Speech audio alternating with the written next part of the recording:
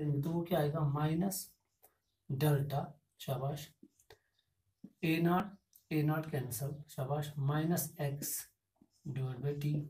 तो ये क्या बन जाएगा, पॉजिटिव। तो क्या आ गया, प्लस, तो ये बन गया ना plus delta x divide by T. तो इस तरह आप लिख सकते हो। तो इसके साथ भी आप, अगर आप इसके साथ भी डेल्टा रख सकते हो तो वो भी आप रख सकते हो, क्योंकि डेल्टा टी है, डेल्टा टी माइनस जीरो, तो वो फिर क्या आ जाएगा, डेल्टा टी। यहाँ पे भी क्या आ जाएगा, डेल्टा टी, यहाँ पे भी क्या आ जाएगा, डेल्टा टी। तो दैट मीन्स मुझे समझाना था आपको यहाँ पे कि रेट ऑफ रिएक्शन अगर हम रिएक्टेंट के रेस्पेक्ट में लिखेंगे, हमने रिएक्टेंट के रेस्पेक्ट में तो क्या लिखा, minus delta A divide by delta T. पर मैंने आपको समझाया रेट कभी भी बताया, रेट कभी भी नेगेटिव नहीं हो सकता है। तो वो चीज समझाने के लिए कि रेट हमेशा पॉजिटिव होती है, तो यहाँ पे क्या आ गया, रेट शबर delta x by delta T. तो यहाँ पे समझना चाहिए ये delta x by delta T क्या शो करता है, रेट ऑफ रिएक्शन। तो यहाँ पे ये क्या कर रहा है, rate of reaction with respect to A, ये रिप्रेजेंट कर रहा है जनरल रिएक्शन। और ये क्या रिप्रेजेंट कर रहा है यहाँ पे, शाबाश, रेट ऑफ रिएक्शन। यहाँ पे हम ये भी लिख सकते हैं minus delta A divide by delta T, ये भी रिप्रेजेंट करता है change in concentration of A with respect to time, या decrease in concentration of A with respect to time, या disappearance of A with respect to time, ये भी हम लिख सकते हैं consumption of A with respect to time. तो इस तरह आप इसको रिप्रेजेंट कर सकते हो। मैंने समझाया यहाँ पे आपको, एक जनरल रिएक्शन मैंने लिखा A gives B, initial time मैंने क्या रखा, T is equal to zero, उस टाइम इसकी कंसंट्रेशन कितनी मैंने ली, ए नॉट, और इसकी कंसंट्रेशन कितनी होगी, जीरो, क्योंकि अभी स्टार्टिंग ही है, ए में से कोई कुछ भी बी में तब्दील नहीं हुआ इस टाइम पे। आफ्टर सम टाइम यहाँ से कुछ मोलस, वो कितने मोलस वो तब्दील हो गए बी में, एक्स, और जब ए नॉट में से एक्स मोलस तब्दील हो जाएंगे, सॉरी बी में तब्दील हो जाएंगे, तो ए नॉट में से एक्स कम हो जाएंगे, और ए नॉट माइनस एक्स को मैंने किससे रिप्रेजेंट किया, ए टी से।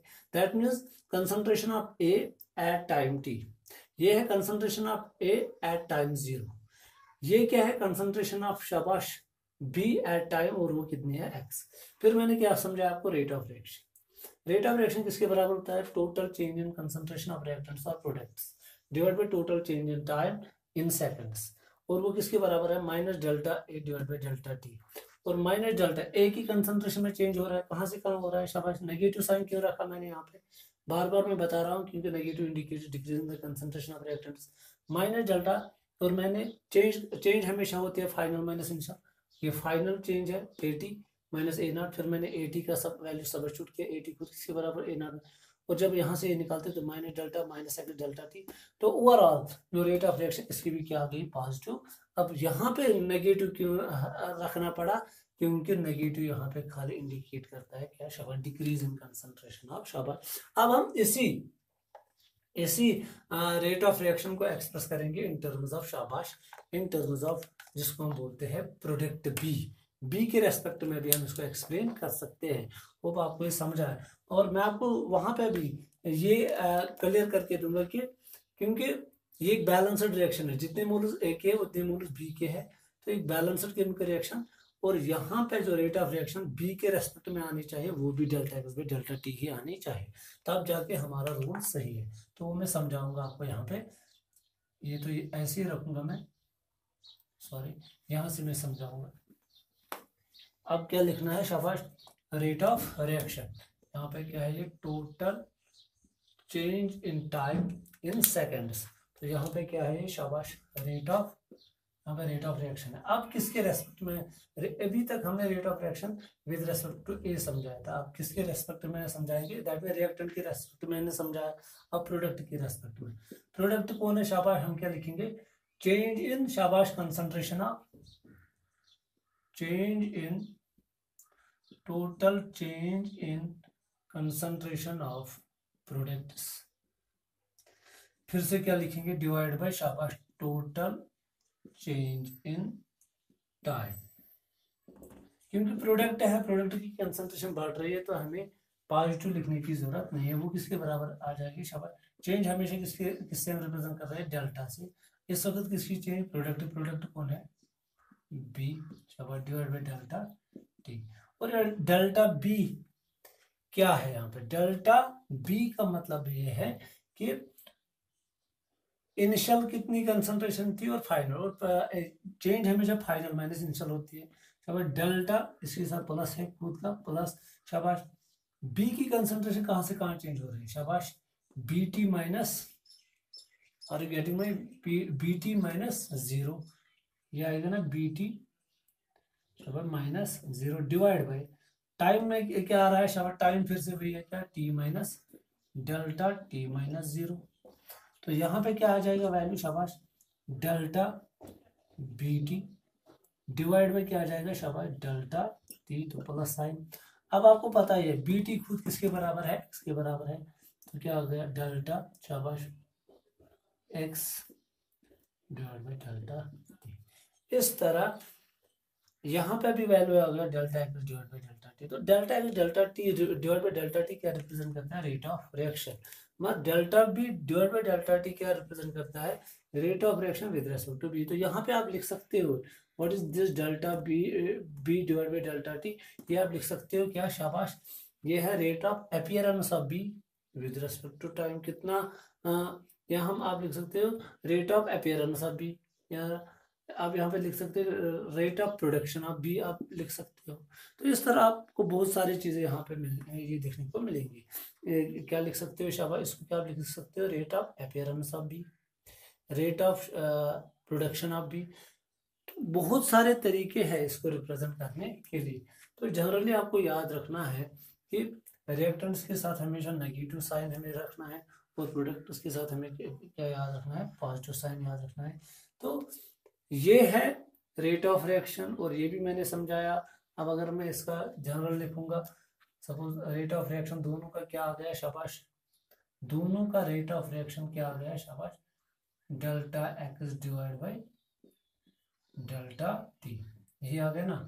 तो ये है रेट ऑफ रिएक्शन, चाहे रिएक्टेंट के रेस्पेक्ट में है चाहे, तो रेट ऑफ रिएक्शन खुद किसके बराबर होता है। अब सवाल है, अब अगर यहाँ पे ऐसे लिखा होगा minus delta A divide by delta T, तो आपको क्या लिखना है, ये है रेट ऑफ डिसअपियरेंस या rate of consumption of A, rate of, तो ये है रेट किसके रेस्पेक्ट में, ए के रेस्पेक्ट में। इसी तरह ये क्या है, ये रेट ऑफ रिएक्शन, ये ओवरऑल रिएक्शन को रिप्रेजेंट कर रहा है। तो ये क्या रिप्रेजेंट करता है, इसको आप लिख सकते हो रेट ऑफ शाबाश डिसअपियरेंस ऑफ ए, ऑफ ए। आप इसको ये भी लिख सकते हो रेट ऑफ, ये रिप्रेजेंट करता है रेट ऑफ डिसअपियरेंस ऑफ ए, ये रिप्रेजेंट करता है रेट ऑफ क्या, शाबाश कंजप्शन ऑफ ए। इसी तरह अगर plus delta B by delta T होगा, तो ये क्या रिप्रेजेंट करता है, शाबाश रेट ऑफ, ये rate of appearance of B represent करता है, ये rate of production of B represent करता है, और डेल्टा डेल्टा टी क्या रिप्रेजेंट करता है, रेट ऑफ रिएक्शन। अब हमें देखना है कि जब स्टोइकियोमेट्रिक कोएफिशिएंट दोनों का क्या होगा 1, तो उस टाइम अगर आपको देखना होगा तो रेट ऑफ रिएक्शन और rate of a particular reactant और रेट ऑफ ए पर्टिकुलर शाबाश प्रोडक्ट, उसको rate of A individual reactant और रेट ऑफ इंडिविजुअल प्रोडक्ट को रेट ऑफ रिएक्शन के साथ क्या रिलेशन है। तो यहाँ से साफ पता चला, जब स्टोइकियोमेट्रिक कोएफिशिएंट 1 था तो तब जाके क्या आपको समझा, delta x divide by delta T इसके बराबर आ गया, शाबाश ये आ गया बराबर minus delta A divide by delta T, ये किसके बराबर आ गया, शाबाश plus delta B divide by delta T. ये है उस टाइम की रिएक्शन, रेट ऑफ रिएक्शन और रेट ऑफ इंडिविजुअल जो होते हैं उनके रिलेशन, जब स्टोइकियोमेट्रिक कोएफिशिएंट क्या होगा 1 होगा। तो अब अगर स्टोइकियोमेट्री को हम क्या करें, अब अगर हम स्टोइकियोमेट्री को चेंज करेंगे, तो उस टाइम जो रेट ऑफ रिएक्शन और स्टोइकियोमेट्री उसके साथ क्या रिलेशन है, जब हम देखते हैं ये चीजें याद रखो। रेट ऑफ रिएक्शन को रिप्रेजेंट करने के लिए रिएक्शन बैलेंस्ड होनी चाहिए, और रेट ऑफ रिएक्शन को रिप्रेजेंट करने के लिए स्टोइकियोमेट्रिक कोएफिशिएंट की जरूरत पड़ती है, मगर किसी इंडिविजुअल की रेट को रिप्रेजेंट करने के लिए स्टोइकियोमेट्रिक कोएफिशिएंट की जरूरत नहीं पड़ती है। ये चीज़ें याद रखो। I am repeating again and again. फिर से मैं बता रहा हूँ, अगर आपको किसी इंडिविजुअल की रेट एक्सप्लेन करनी हो तो उस टाइम क्या शाबाश स्टोइकियोमेट्रिक कोएफिशिएंट की ज़रूरत नहीं पड़ती है। और जब रेट ऑफ रिएक्शन किसी इंडिविजुअल के रेस्पेक्ट में निकालनी हो तो उस टाइम हमें उस इंडिविजुअल रिएक्टेंट के साथ जुड़ा हुआ स्टोइकियोमेट्रिक कोएफिशिएंट भी कंसिडर करना पड़ता है। तो वो रिलेशन मैं समझाऊंगा आपको यहाँ पे। आप खाली यहाँ पे अब आपको ये तो वही चलेगा, क्योंकि मैंने बताया इस पूरे चैप्टर में हम यही मान के चलेंगे। क्या इनिशियल टाइम, जब टाइम 0 था तो उस टाइम कंसंट्रेशन कितनी थी, एक ही ये नंबर। इस टाइम मैं थोड़ा सा चेंज करूंगा, यहाँ पे मैं इसको क्या मान के चलूंगा, शाबाश। ए कितना लिया मैंने, 2a, और ये कितना बन गया, 3b। तो यहाँ पे अब आपको थोड़ा सा गौर